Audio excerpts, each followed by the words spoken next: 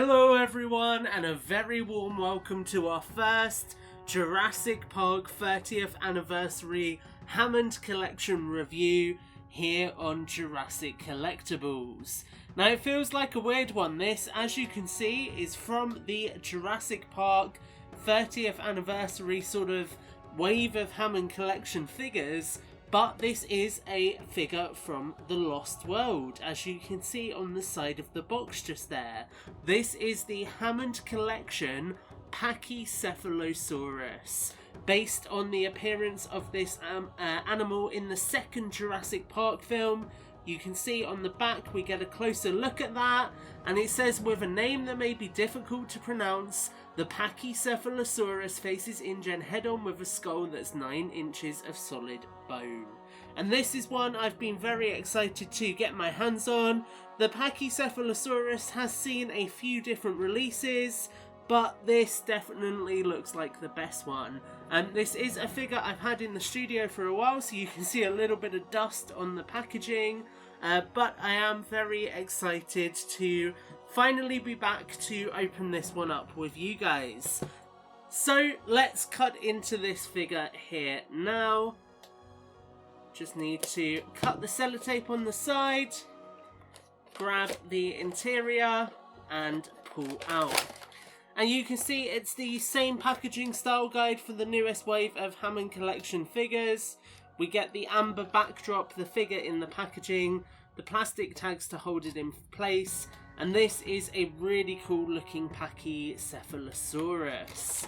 So let's open up the box. We're going to quickly cut the tags here, just to get this figure out. Again, like I say, this is one I've been very excited for. I do like the fact that Mattel are giving us more from the Lost World. Really hope that we see some Hammond Collection humans from the Lost World. Would love a Deer to Stark, perhaps a version of Roland, and of course some of the other characters like Eddie Carr. There we have got the Pachycephalosaurus out of the packaging. Struggling to get the tail in. Okay.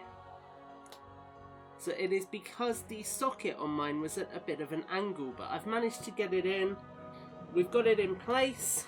There is the Pachy out of the packaging.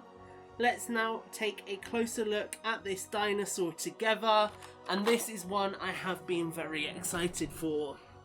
So, we can see here, first of all, the paint on the head is fantastic. You've got two tones on the skull crest there, which really make it pop. You've got some nice browns around the back of the crest, which really help to add some detail. The nice sort of green camouflage paint around the eyes. The black for the beak. And then we do have on this figure, at this scale, remarkably, if I can get my fingernail in here. Doesn't help that I cut my fingernails right before doing this review. We do have an opening mouth, as you can see just there, which is fantastic. We have not seen that on a Mattel Pachycephalosaur before. Looks really good. There's no teeth that are visible, but it's decent enough, you know, it lets you get a different pose for the Pachycephalosaurus, and looks really good. And I have to admit, all around the articulation on this is good. The head goes down nice and straight, and there's no resistance there like I had on the Gallimimus. And you can see there is some fantastic paint apps throughout this figure. It's got this two-tone green colour scheme, you've got the darker green patterning, and then the lighter green body. You've got the fingers, the arms, the feet, which have got paint for the claws on them. Always a welcome addition for us collectors. And then we've got some camouflage on the back of the tail. As you can see, if I get that in focus. Just there. Looks really good. All in all, this is a very solid figure. It is a shame that the tail paint doesn't quite appear to line up as smoothly as on other figures. But beyond that, this is a very, very nice rendition of the Pachycephalosaurus. I really, really like this one, actually. The articulation, we have got a ball joint at the head. We've got the hinge at the neck, which can swivel, as you've seen. We've got a ball hinge at the elbow, a ball joint at the elbow, and the ball hinge and socket at the shoulder. Sorry, not the elbow. Still getting my anatomy confused. The legs can come in and out slightly and can go forward and back. You've got the knee joint, which should bend just here. However, on mine it feels quite tight, so I'm not gonna force it, but that should bend.